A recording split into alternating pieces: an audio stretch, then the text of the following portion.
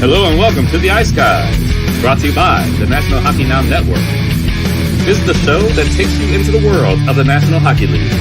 Every game, every day, from a betting perspective. With pro sports handicappers, Ian Cameron, Alex B. Smith, and various guests from the world of hockey and sports betting. And now, here's your host, Ian Cameron. Welcome to the Ice Guys, presented by National Hockey Now. Sunday, December the 11th, Ian Cameron and another special guest joining us. We've been special guest heavy this week because we've had Alex B. Smith in and out as he is back home in Chicago. But we have another guest joining us today from Alberta, if I'm not mistaken. We've got Nick SRT Betts joining us here for the first time on the Ice Guys show. Nick, thanks for joining us. Welcome. Glad you could make your Ice Guys debut and tell us a little bit betting background, how long you've been doing it.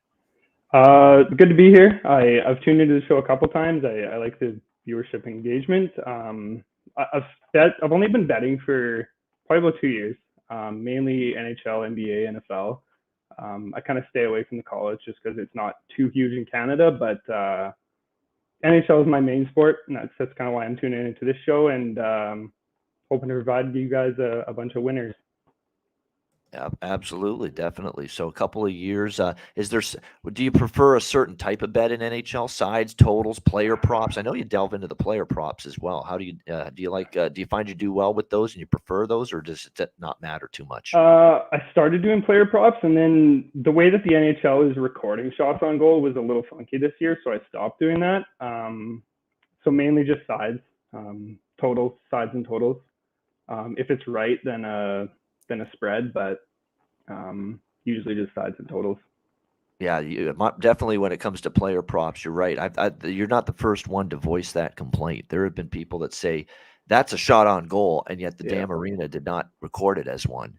Mm-hmm. And this has been something that there's multiple guests that have had this issue when it comes to betting shots on goal props. So that's where it can be a little bit dicey sometimes. No question about that. We're going to break down the Sunday card, obviously, in a few minutes. We've got 6 games on tap. Just first, though, we'll look back quickly on last night. It was a pretty busy Saturday in the NHL. Not as busy as some Saturdays where we've had 12, 13 games on a Saturday. Mm-hmm. We didn't have that many yesterday, but we'll start with just the 3 afternoon games. We'll break it down in portions here. Ottawa, a solid win in Nashville, 3-2 in overtime. I can't get a great read. Nobody can probably on this Ottawa team because they're up and down like a yo-yo. They end up having a brutal game against LA on home ice to begin the week. I thought they played pretty well enough to win against Dallas, but it was really horrendous goaltending from Forsberg. A couple of those goals against Dallas should not have gone in. And then against Nashville, look, they overcome a slow start. They give up the first goal, but they bounce back from that and take advantage of a mistake by Saros on one of those goals. They beat Nashville 3-2, a solid win in Nashville against a Predators team that had been playing a little bit better. They had knocked off the Devils recently, the Islanders as well. So give Ottawa credit, a pretty solid performance from them. Dallas beats Detroit 3-2 in overtime. Frustrating for me. I took a shot with Detroit plus a 185 they were. At the price I took, and they were leading 1-0 early in the game. They tied it 2-2 in the second. Game goes to overtime, and the Stars end up getting the game-winning goal 3-2, courtesy of it was, I believe, Rope Hintz who got the overtime winner for the Stars 3-2 over the Detroit Red Wings. And the Battle of Florida, Tampa Bay. I mean, it was a popular side from a lot of us. I know Alex, congrats to him. He had it as his best bet on the show yesterday. Tampa Bay in regulation at plus 110. They got it done with a 3-goal third period to break a 1-1 tie and end up getting the 4-1 victory over the Florida Panthers. Panthers just can't seem to get on any sort of run right now. And the more I watch this team, the more concerned I am. And obviously, I'm always concerned when Sergei Bobrovsky, not Spencer Knight, is in net for the Panthers. And to me, they don't have the 4-line wave of offense they did last year. And second of all, I don't think their defensive play has been very good this year. And it's not like it was great last year either, but this year they're really having some problems there with the defensive zone coverage. And also, of course, whenever Bobrovsky's in net, I think we're at the point now where Spencer Knight's just about to claim the number one starting goaltender spot for Florida because you just can't rely on the consistency of Bobrovsky from one start to the next. Nick, what did you think of those 3 afternoon games yesterday? I couldn't catch them, but I echo a lot of the statements you made. I kind of expected Nashville to actually win that. Staros has been really steady at home, but like you said, the Senators, it's kind of been a hard read. Everyone expected them to be really good with their off-season pickups, but a good win, a good road win for that team. Hopefully they can build off that, and we can get a couple more wins off the Senators coming up. The Stars, one of the best home teams in the league behind the Bruins. That was, I think, an expected win from myself, but I wouldn't have laid the juice on the Stars. I think that Red Wings bet was a good value bet, and it went to OT. That could have really gone anyway. And the Lightning, the Lightning seem to be the Panthers' kryptonite in that Battle of Florida. They can't figure the Lightning out. Going back to the playoffs the last couple of years, going back to that game. I don't know if that was because of Bobrovsky starting, but I couldn't catch the game. So I don't know if Spencer Knight would have made a difference. I know he's going to start today, so we'll kind of see what he can bring. All right, yeah, definitely. And Spencer Knight, like I say, he's just, I think, a little bit better right now, more reliable at the moment, no question about it, compared to obviously Sergei Bobrovsky right now at this moment. The night games yesterday in the NHL, we had a bunch of them obviously taking place last night. We had LA with a 4-2 win against Montreal. And I was really a proponent of that first period puck line look on the Kings. I thought it was going to be, they pounced on Montreal early because nobody on the Kings, whether it was Todd McClellan or any player, should have liked the performance against Toronto because the Leafs just dummied them, completely dummied them and fucked them up from start to finish. That was domination from the Leafs. Like the LA barely had the puck that night, stuck in their own zone for basically the whole game. I'm not sure I've seen the Leafs dominate an opponent in years the way they controlled the game and dominated the game against the Kings. And you figured the Kings would want to have a much better performance and effort from against a weaker team, of course, Montreal, compared to Toronto. And they did. They jumped out to the 2-0 lead, and they pretty much led wire to wire. They win 4-2 over the Montreal Canadiens. Carolina, this is one where I'm very frustrated because I had a kind of a down day in the NHL, more downs than ups yesterday. I left Carolina off the card, and I'm mad that I didn't take them because I figured Islanders, a little bounce spot for them after the New Jersey win. I didn't trust them on the back-to-back. The only concern I had was all the travel Carolina's done. Because we talked about it on the show. They went from Pittsburgh to St. Louis, out to the West Coast for those few games, and then back now to Long Island today. That's a lot of time zone travel, time zone changes as well during that span. Would it catch up to them? But no, certainly they were ready to respond after the Anaheim loss, and I figured they would want to after losing to the lowly Ducks the other night, and it was a good performance. Pyotr Kochetkov, here's a guy that's going to continue to get more starts as well. You can't count on Frederik Andersen. I've said this a million times. The body part's made of cotton candy and plastic. You cannot trust him to stay on the ice and stay healthy. Ronta is now getting up to his 40s almost. You know, the latter stages of his career. This should be Pyotr Kochetkov getting more and more starts if I'm Rod Brind'Amour. He's earned it. He's been good. He was great in the AHL with the Chicago Wolves last year, leading them into the Calder Cup. You know, you look at it, he is a goalie that obviously they're going to look toward for the future. I think the now for Pyotr Kochetkov now because he's playing well for the Hurricanes and was very solid in the shutout last night over the Islanders. Calgary and Toronto, what a terrific hockey game this was, back and forth. It was a little chippy, a little spirited as well, and Toronto gets a 5-4 win. Mitch Marner now 22 games with the consecutive game point streak. It rolls on. He's now 29 away from catching the great one, number 99, Wayne Gretzky. Now, there's still a long way to go, but you know it's been an incredible run here. 22 games, it's kept going, and he got the game-winning goal to boot last night in overtime against the Calgary Flames. Another disappointing loss for Calgary, where they do a lot of good things, carried the play at times. They got their offense going, but unfortunately, it was not one of Darth Vladar's, they call him, Dan Vladar's better nights in net. There was a couple goals. The Nylander goal he should have had. The fourth goal wasn't great. Daryl Sutter alluded to that in the press conference. Discipline was also an issue again for Calgary. They took a shit ton of penalties against Columbus, paid the price for it. And again, last night, and I know Daryl Sutter's frustrated with the number of penalties, but I hate to say it to him. A lot of them were warranted. There were a lot of them that were they were penalties. The high stick in overtime. Yeah, you hate to give a team a penalty in overtime. It was a blatant high stick by Huberdeau there on Rasmus Sandin. You got to better fucking control of your stick. Simple as that. You can't be just off the face-off circle, just whipping your stick around and hitting Sandin in the face. You just got to have control of it. He did not. That was a penalty. And I know he was frustrated. He had the line after the game there. I remember from my days coaching in Chicago in the 90s when we went to Toronto, we knew what was going to happen, alluding to the Leafs getting all the calls for their home games, which was a funny remark. But I don't know if I buy that either, because if Toronto's been getting all the calls, why haven't they won anything, in 20 years? It's not like getting all the calls from the officials has helped them win, a playoff series in the last 20 years. So I think it's just Daryl Sutter trying to deflect the negative thoughts away from his team and just direct it somewhere else, because he knows they played a good game. They had a good effort, and he doesn't want to say, hey, we played like shit and we another loss. He just decided, you know what, we probably deserved maybe a better fate. I didn't like the number of penalties called against my team. I'll throw the refs under the bus instead. And that's exactly what he did last night. Even though I thought, again, a lot of Calgary penalties, but a lot of them they deserved. I hate to say it. I watched the game. They deserved a lot of those penalties. So Toronto, though, gets the win 5-4 in overtime. And then the late night game frustrated me because I had the over and I had Vancouver, and I knew Vancouver with all the power. The power play was pathetic. Absolutely dreadful. Too much passing, too much overhandling of the puck. Horrible giveaway by JT Miller on one of those power plays, which led to the Minnesota shorthanded goal that really broke Vancouver's back, made it 2-0. The over had no chance. It was one of those nights. Spencer Martin was phenomenal because it could have been 4 or 5-0 Minnesota after the first period with the way he played. And Gustafsson that's as good as I've ever seen him play.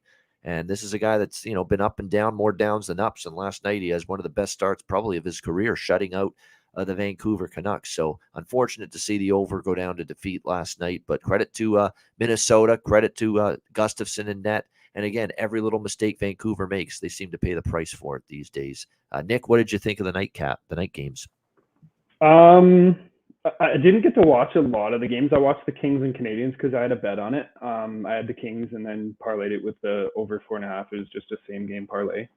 Kind of got lucky in the third period there with a flurry of goals. I thought it was kind of dead in the second period, but the Kings came through and the Canadiens did a little bit of goal scoring too.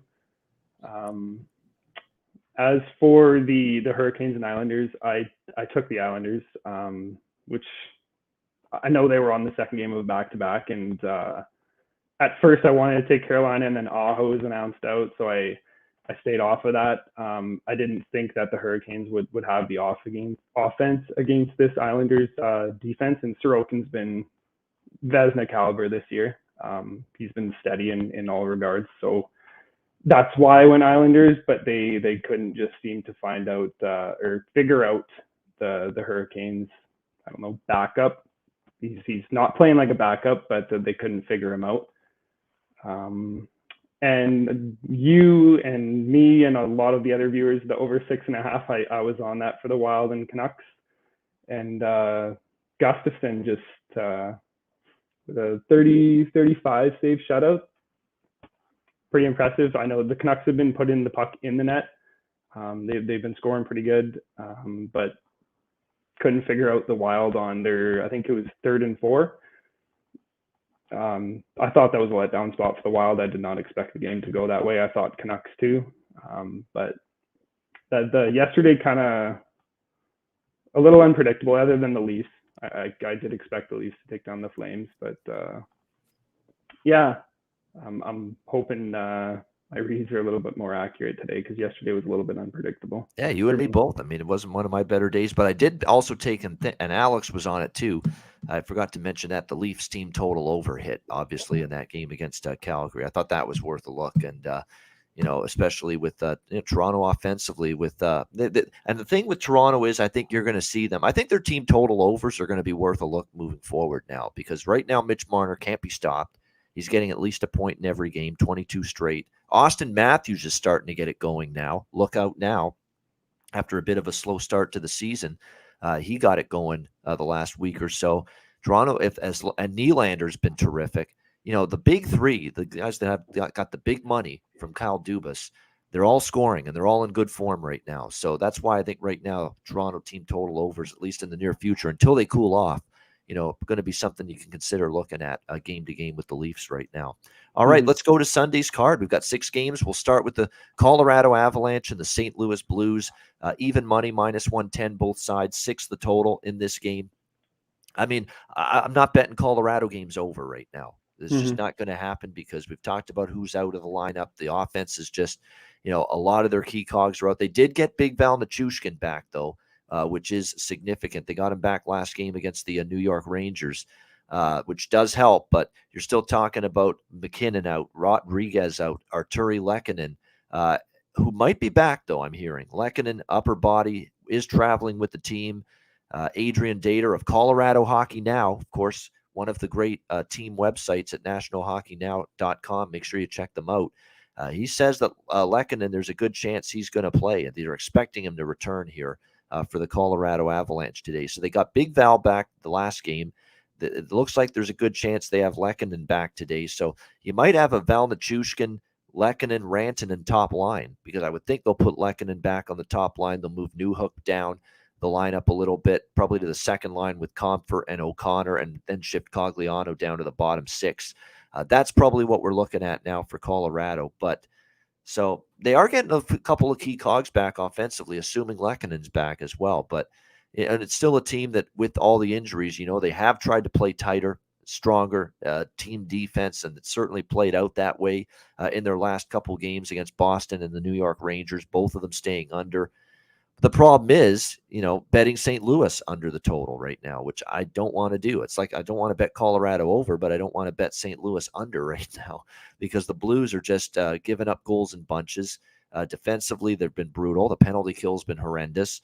No goaltender, whether it's Binnington or Greiss, has been given this team confidence in between the pipes right now.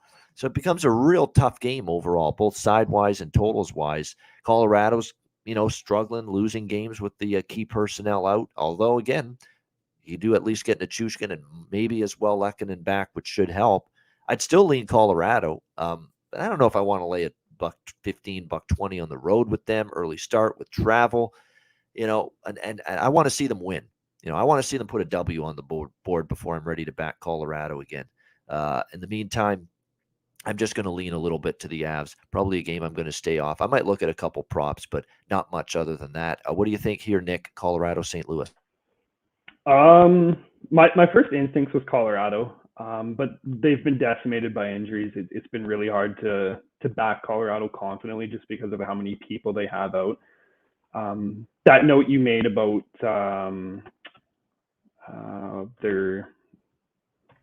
the player you just mentioned, his name coming back in. Lehkonen, Arturi Lehkonen. Yeah. Him possibly coming back in would obviously bump Newhook down and kind of give that first line to be a threat again because McKinnon's out and now they have at least a first line to score some goals. Nichushkin being back for the power play does wonders for them, I think. Especially with St. Louis being they're actually dead last in PK percentage in the league. And Nichushkin, I can never pronounce his name, a great net front presence. I think that if they're on the power play, even just because Makar, obviously on the back end, he'll bolster that power play, and I think that they'll get a couple goals on the power play. But backing Colorado, like I said, it's kind of difficult right now. Waiting on starting goalies. Binnington has been less than steady. Even their head coach has just been refusing to play him because of his antics and letting in soft goal after soft goal. So if I were to play a side, I would wait on starting goalies. I don't think it's been announced yet, but if it's Binnington, I would probably lay that money on Colorado. Binnington is 0-6 his last 6 starts, and the Blues don't have the best home record. So it's not incredibly juiced, but I would lay I think it's -110 10 on Bet365 right now. That's what'll be an official for me if Binnington is starting. Yeah, we have no confirmations in goal in this game, either side. We have projected to be Georgiev and Binnington, but neither one has been. Yeah, it's Colorado or pass. I mean, and there is some truth to what some of the chat is saying, that minus 110 is a little absurd and a little nuts for, Colorado. We know they've got still McKinnon, Rodriguez, Landeskog. And then on the blue line, Manson's a big loss. No question about that. They miss him. And, of course, there's Bowen Byram, who's been out for a while. But even with the guys out, they're better than St. Louis. St. Louis is a shit show right now. It's a total mess right now. Craig Berube is saying our attitude isn't right. This was a telling quote from him. I think it's just the attitude of the team right now. It's creeped in, and it's just not good. If they don't come to the rink and think about the team and put the team first, we're not going anywhere. And right now, I don't see that happening. That's not a team I'm backing. That's not a bet on quote. Are you shitting me? That's not a bet on quote when a coach is saying something like that about his hockey team. So, again, this is a Colorado lean. I'm staying off. I'm not going to touch it, but it's definitely, I would take Colorado before I take St. Louis at this moment. Even with the injuries to the Avalanche right now. It's just St. Louis is a toxic team right now at this point in time. No question about that.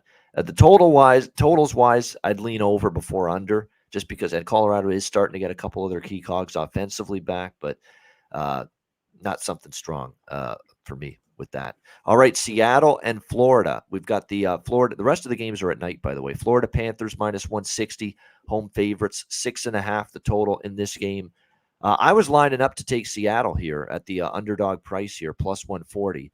Then I saw Martin Jones confirmed in net, and I'm like, no Martin, no Martin, or no Grubauer, no Seattle for me right now with that. I don't like his game at all, the way it's trending at the moment. Martin Jones. So once I saw that, I'm like, we got to maybe pump the brakes on the Kraken. I still lean that way. Don't get me wrong. Plus 140. You've got Florida on a back-to-back. Florida after a loss last week against the Tampa Bay Lightning, or last night, I should say, against the Tampa Bay Lightning. Didn't play a great game. Penalty trouble cost them a little bit. And then a bad third period. We're in a game that was 1-1, and they ended up winning that game by a score of 4-1. But like I said, Martin Jones, who was in net here for the Seattle Kraken. We remember, I would say, early November, late October is when the run started, and then into early November. And he went through this stretch of starts where he gave up 1, 0, 2, 1, 1, 3, 2, and 2 goals. That's what he gave up between October 29th and November the 19th. It was almost a full month of Martin Jones playing some of the best hockey I've seen from him in years.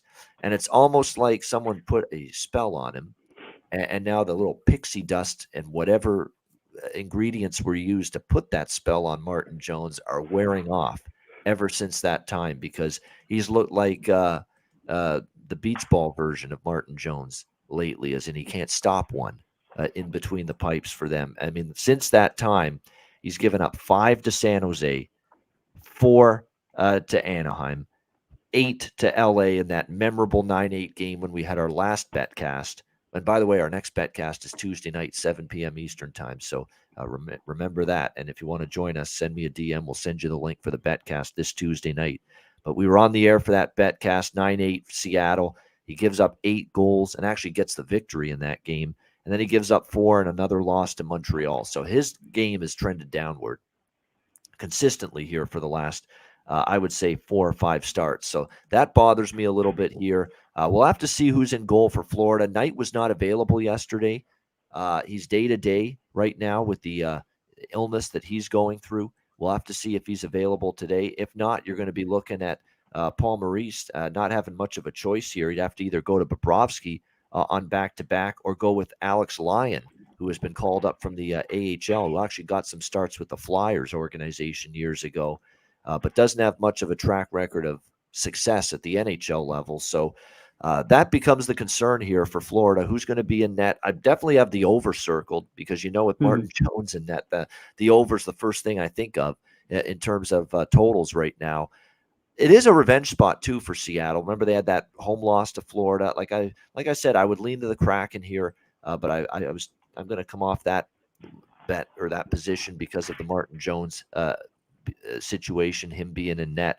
I'd maybe look at some player props. I still say right now for the Kraken, Alex Wenberg in the top line center spot, an undervalued commodity. We know Matty Beniers is probably the front runner to win the Calder Trophy right now with the terrific season he's having for the Seattle Kraken. For Florida, in terms of their offense, and you would think they're going to be able to score some goals. I keep mentioning how Carter Verhaeghe is someone you might want to look toward now because he's just rolling for the Panthers.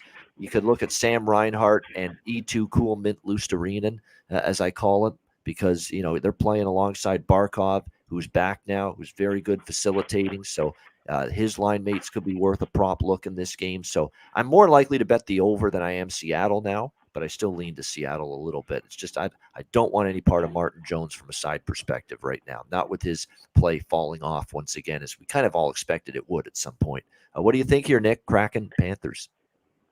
Not feeling so great about my Kraken bet now based on the chat and kind of your comments about Jones. He started off really good, like you said, and he's kind of slid. But so is Bobrovsky, Bobrovsky hasn't started good. He's kind of slid this entire season. That's why I went Kraken, just because of the news on night. A couple comments I made about the game here. Florida is winless against the Central this season. The revenge spot, like you mentioned, the shellacking that Florida gave Seattle in December. I think Seattle's probably pretty upset about that, and I think it'll be a pretty high scoring game. It would have been over for me as well, but I'm taking the value on the 140 with the Kraken. Seattle's a really good road team. Florida's a really good home team. Seattle 8-2 on the road, and Florida's 7-2 at home. I think the value with 140 is why I went Kraken. I think the coach with the decision to go Jones is. I don't know why he'd go Jones, especially with Grubauer being healthy and they're not on a back-to-back. But I'm thinking that the team will play a little bit better with Jones behind them, especially because he's been struggling.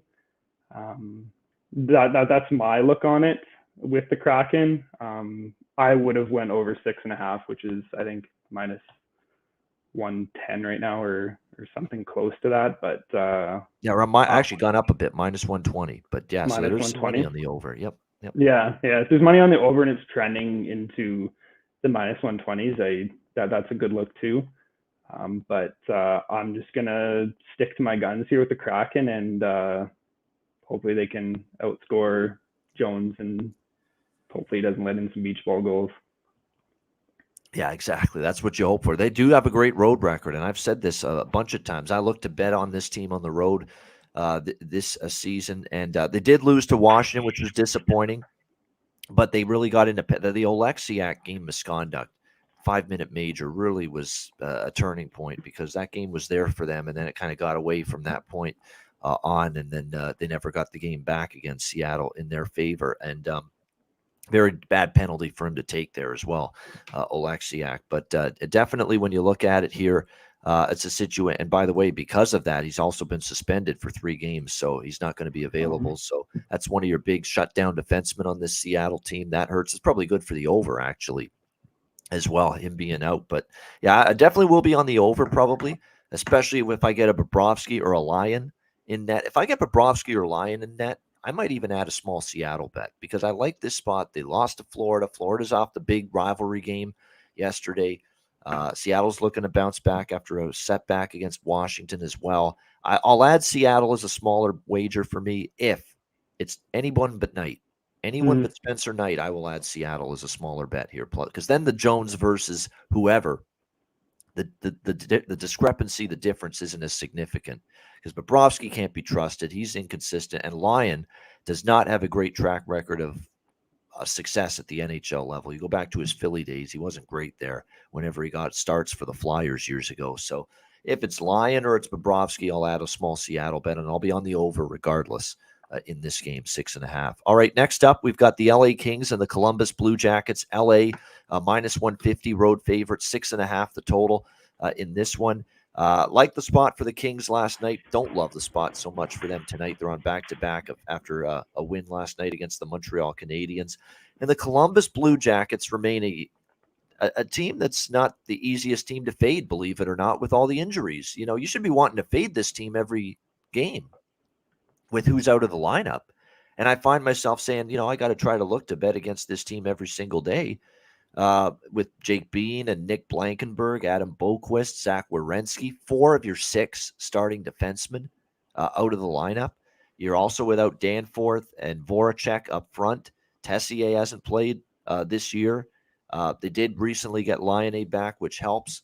Definitely you should be wanting to go against Columbus at every reasonable opportunity. But unfortunately, it's a situation where they've been digging in. They've found ways to win. Their offense has still, been capable. And I think when you look at this hockey team, I do have to give them credit for, somehow, hanging in there with all the key personnel out of the lineup right now. So, it's not a shoe-in for LA. I think LA should win, even on the back-to-back. And they do face Elvis Merzlikins, who, of course, has to start here because it was announced that Jonas Korpisalo has been placed on IR for the Columbus Blue Jackets. He was injured on Friday night against the Flames. He'll be out for at least a week. Now, his numbers weren't great. He wasn't exactly playing spectacular, but his numbers were Dominic Hasek-like compared to Elvis Merzlikins for the Blue Jackets. I mean, I feel bad. We've talked about this. I think he's been shaken up mentally ever since the tragic incident with his best friend and his teammate and his countryman, Matisse Kivlenieks. I mean, that was just horrible. The firework incident, and you trace his play back to that incident, that tragedy. He hasn't played well since then. So it's a mental thing a little bit, as much, if not more, than it is physical with Merzlikins. 4.81 goals against, 862 save percentage. He did come in, enter the game against relief against Calgary and played okay, but now being able to do it starting, that's going to be the question here going into this matchup against the LA Kings. The Kings, again, bouncing back, beating Montreal after that horrible game against Toronto. We'll see if they can keep it going in this one. This is probably one of those games where, rather than betting everything on the over 6.5, I might do a split.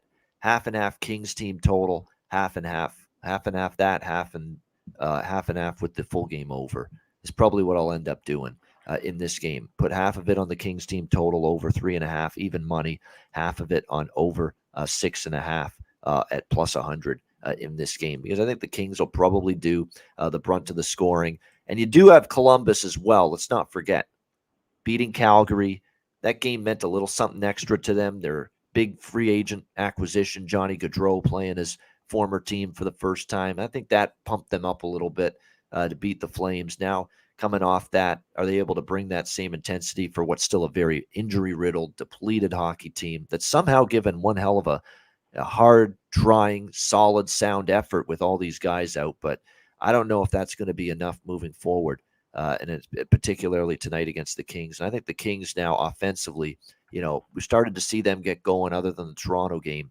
their offense. And I think they've got the chance to score some goals here. So I might do a split here between Kings team total over 3.5 and the full game over 6.5. We don't know who's going to be in net, by the way, yet for LA.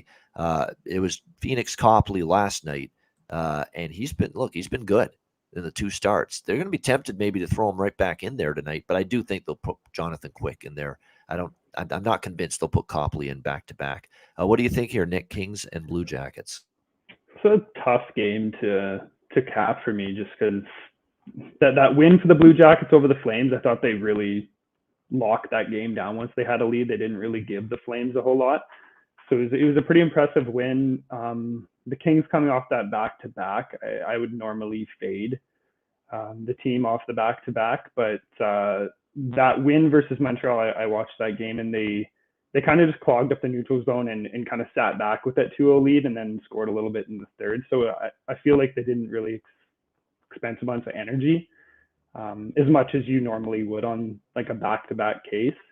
So I would lean Kings, but not at the price that it's at. So that team total, I do like that. I never looked into that, but I do like that look that you gave. No real read on the total for me. Just kind of a tough game to cap here with the situation and the goaltenders. Like you said, Merzlikins hasn't been the best, so that team total would be a look now that you mentioned it. All right, next up, we've got the Washington Capitals taking on the Winnipeg Jets. Winnipeg minus 130, home favorite, 6 the total in this game. I want to take Winnipeg. I think I probably will. There are things that concern me, though. Washington, for as much as I've ripped the Capitals this year, and in terms of teams I have bet against in the NHL through the first 2 months of the season, I would say, Nick, the Capitals have been one of the teams I've bet against the most. I just think this team, I don't want to say over the hill, but, they got an aging veteran type of core. They've looked like they've been a step slow in a lot of games compared to their opponent, not winning as many puck battles, hemmed in their own zone, depth issues more so now than ever. This is always a team that had quality depth. They don't have quite as much now. After years of contending, look, you're not able to assimilate quality depth as much because you've got to sign all your big-time talent. You're against the cap, and you're not able to build up your depth throughout the lineup as much. And I think we've seen that for Washington here the last couple of years. But they are playing better. They've won 3 in a row. They beat Edmonton 3-2. They beat Philly 4-1. And they beat Seattle 4-1 on Friday night at home. Now they go on the road for a couple in Winnipeg tonight, in Chicago on Tuesday, and then they go back home after that. And they've played well against Winnipeg. Last year, they won both meetings, 5-2 in Winnipeg, 4-3 against Winnipeg in overtime. And they've won 4 of the last 5 between these two teams. That being said, to me, the Jets are not a team I'm willing to go against right now. 4 straight wins for them. They beat Anaheim, Florida, St. Louis, Chicago during this 4-game win streak, 7-1 in their last 8 games. They've bought in completely. Whatever Rick Bowness is preaching and selling, they're buying Winnipeg right now because their team structure has been as good as I've seen it in years. Defensive play has been excellent, no question about that. Connor Hellebuck's in the running for the Vezina with the level that he's playing at in between the pipes. They've got everybody right now in this Winnipeg team, their top guns playing like it. Pierre-Luc Dubois has been great. Mark Scheifele's been great. Kyle Connor's on fire. Blake Wheeler's had an offensive resurgence. We were wondering, where the hell is this guy's ability to produce offensively toward the end of last year? He's gotten that back going into this season. So it's lots to like with Winnipeg, but they've played a lot of games. They've got the potential first place showdown with the Vegas Golden Knights coming up on Tuesday. So it's a bit of a spot where, do you have the discipline and the professionalism and the focus where it needs to be on the Washington Capitals tonight to bring your best game? If they do, I think Winnipeg wins, and I lean hard to the Jets, minus 130. But something about this spot concerns me. I've gone against the Capitals a couple of times. It hasn't worked out well. And by the way, it looks like Saku Manalainen is not going to play for the Jets, as well as Logan Stanley on the blue line, still without Appleton and Ehlers. Still a lot of injuries, though, for Washington. Orlov, best defenseman, Fehervari on the blue line, Brown, Backstrom. Wilson is supposed to be back any day now, but looks like his return might be pushed back a bit. We do have goalies confirmed. It's Charlie Lindgren in net, who's won his past 3 starts, and he's been very good. I can't buy into him continuing this indefinitely. There's been a journeyman goalie for years. He's going through a nice run right now. 3 straight wins, 82 of 86 shots he stopped, and his numbers are getting better. And with Darcy Kemper still out, he's obviously still going to be the guy, but it's Connor Hellebuck confirmed in net for the Jets. And I talked about how just awesome he's been. I'm probably going to end up on the Jets for something in this game. It's just, I might scale back my enthusiasm a little bit because Washington is playing better. They've played well against the Jets head to head, and Winnipeg does have that game against Vegas coming up Tuesday, which again, based on what the standings are right now, Nick, that's going to be a battle potentially for first place in the Western Conference. I mean, those are the 2 teams that are right there, 1 and 2 right now in the Western Conference. So it is a huge game coming up on Tuesday night for Winnipeg. Does that lead to them stumbling tonight? Not saying it will, but it is something to factor in. What do you think here, Nick? Washington, Winnipeg? It would be Winnipeg or nothing for me. Like you said, I don't know if it'll be the money line or a team total or a regulation bet to bring it into the plus money, but Winnipeg's the second best team on home ice in the league, right behind the Bruins. So it's kind of hard to not back them when they're at home. And Washington was one of the worst road teams up until the last week or two, where they've got a couple of road wins to go from a 2-8 to a 5-8. They were really bad on the road, but the goalie advantage, I think everyone agrees, goes to Winnipeg, with Hellebuck having the season that he's having. Both teams on win streaks, Winnipeg 4 and Washington 3, so both teams are playing with something on the line here. I've been kind of fighting myself all morning to go Winnipeg or not. I'm just going to kind of look into it a little bit more. I might end up playing Winnipeg team total or Winnipeg money line. We'll kind of see if I can find a little bit more of an edge on who I want to pick here. But right now, my lean would be to Winnipeg money line. Yeah, it's just, gosh, it feels like the price is cheap. I still think they're a better team right now than the Capitals. It's just when you've been betting against a team for so long, and then finally they start taking some of that money from you, like Washington has the last couple of times, you just get a little gun shy, and that's what I am right now. But I absolutely want to emphatically state that if I were to bet a side in this game, it would be Winnipeg, minus 130, and I probably will still get involved as we get closer to puck drop and I get the lineups confirmed on both sides. All right, Philadelphia, Arizona. We've got even money here, minus 110, 5.5 the total. I mean, what can we say? This is putting lipstick on a pig, obviously. We're talking about two of the worst teams in the NHL. I mean, I'm trying to get people pumped up and fired up for this hockey game, but you got Philadelphia second last in the Eastern Conference and Arizona third from the bottom in the Western Conference right now. This will be interesting. Arizona, they did get out. You want to be careful saying, wow, they got back home and look they won a game. They played great. No, their goalie played great. Karel Vejmelka, that was, an unbelievable goaltending performance from him. But it was also against a very good Boston team. So you could say they won the game, they played with energy, and they did. There's no question about that. They were fired up to get back in front of the Mullet Arena faithful there in the desert, Arizona State Coyotes, as we like to call them. And they, but a lot of that too was they banked on their goaltender stealing them 2 points, and that's exactly what happened. But that was against Boston, so you expect them to be, in tough and get outplayed, get outchanced, get outshot. But the bottom line is they got 2 points. They found a way to win. It was ugly. It wasn't pretty. They needed their goaltender to be awesome, but he was, and they got the win. And I think at home, I'm not really in a rush to fade Arizona here on home ice. They're playing with a nice little purpose and energy, and I think they're happy to be back home.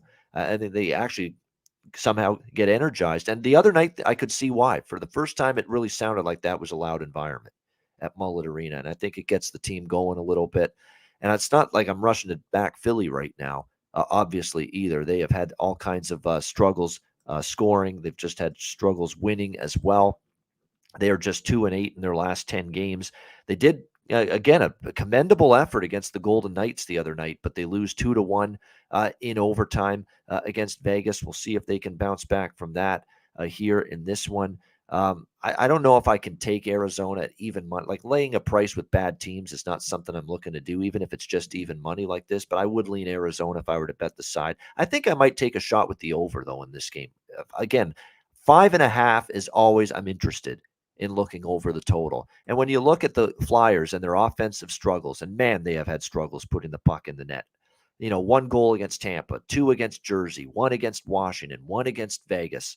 They can't put the puck in the net. They've had trouble scoring, and that would concern you with the over here. But look who they played: Vegas, Washington, Colorado, New Jersey, Tampa during this stretch. The Islanders, they've played some pretty good, better teams defensively than the Coyotes, who still give up a ton of shots.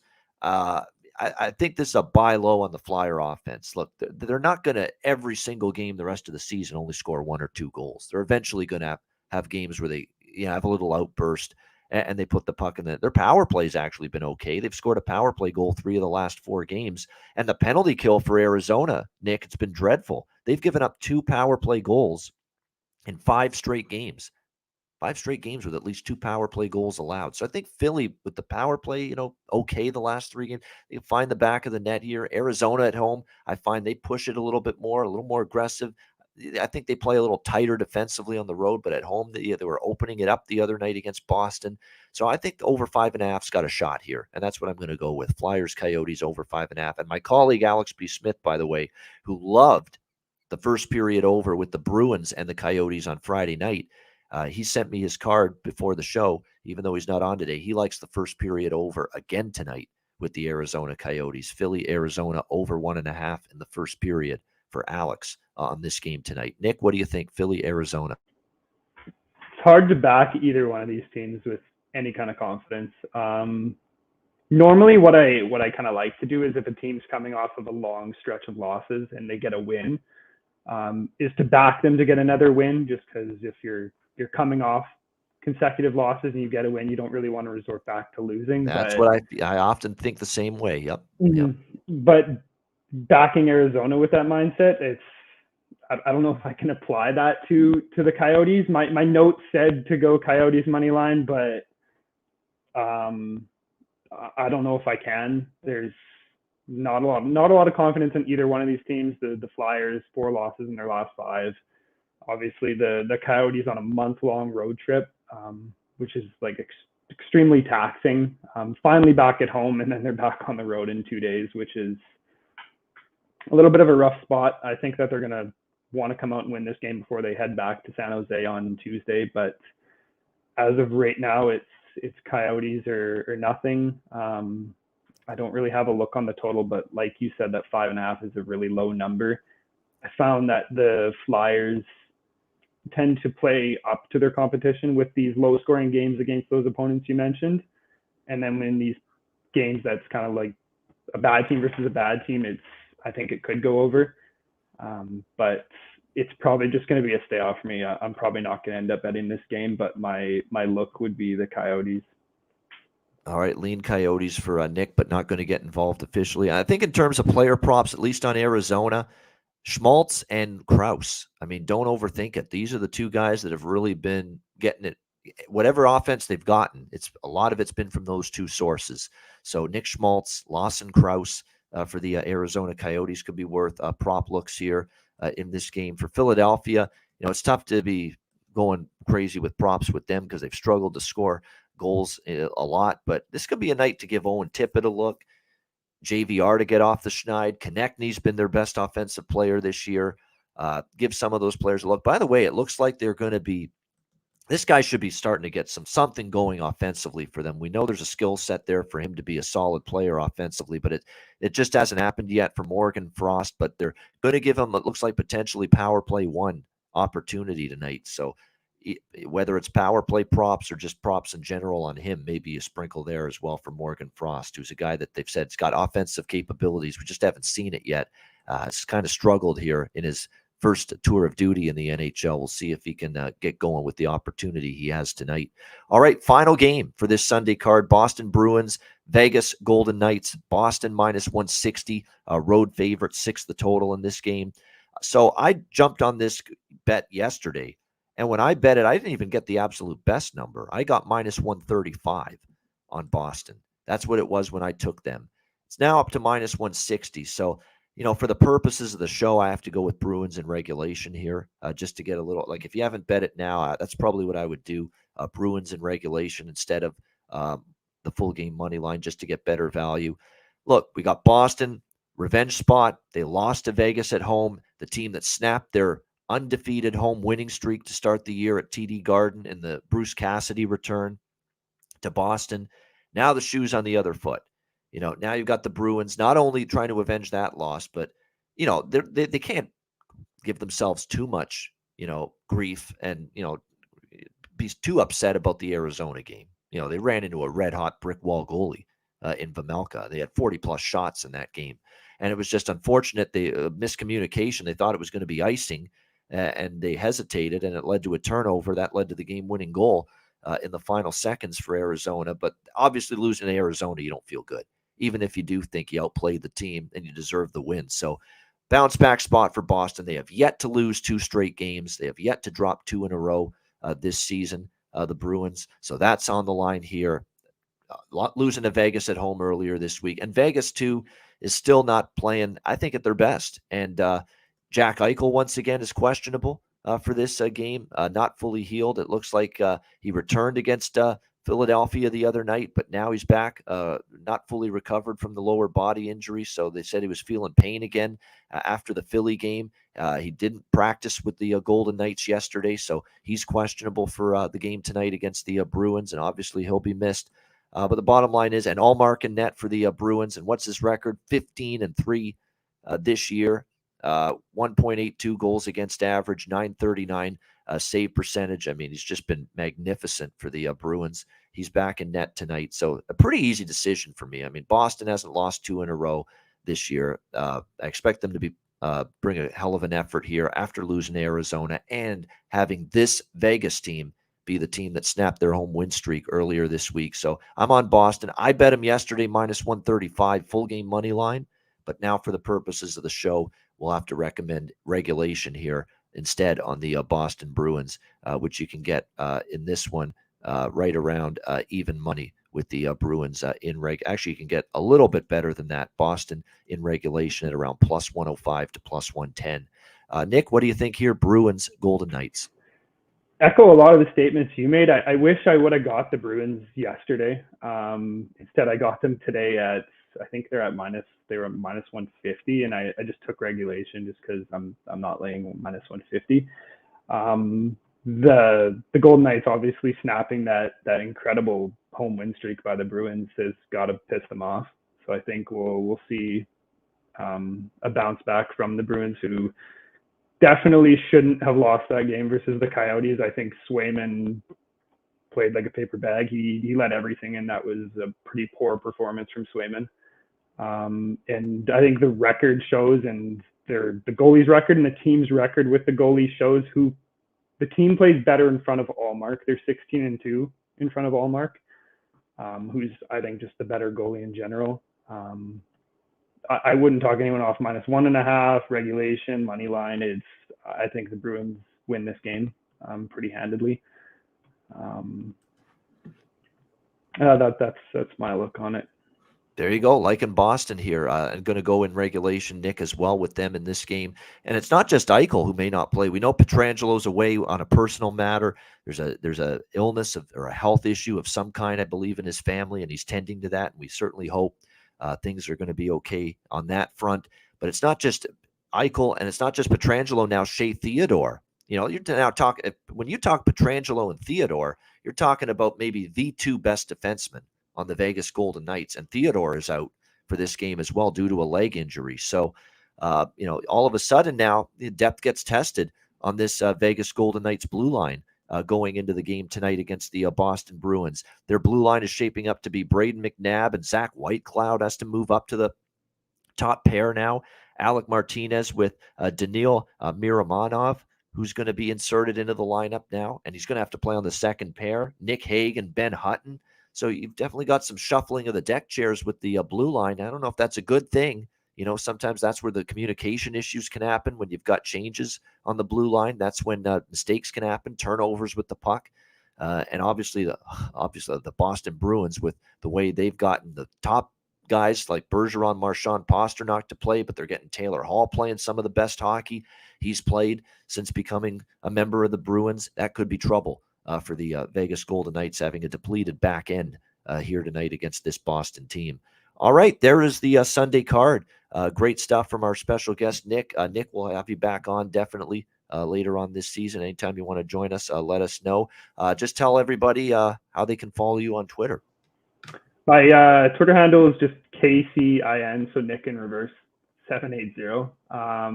Not the most sports capper handle, but that's what I'm at right now. I post NHL, NBA, or not NBA right now. It's been a little rough, but NHL, NFL, NFL props especially. It's been pretty great, but you'll always find NHL daily for me. That's my go-to sport. That's why I'm on the show here, and hope to be back.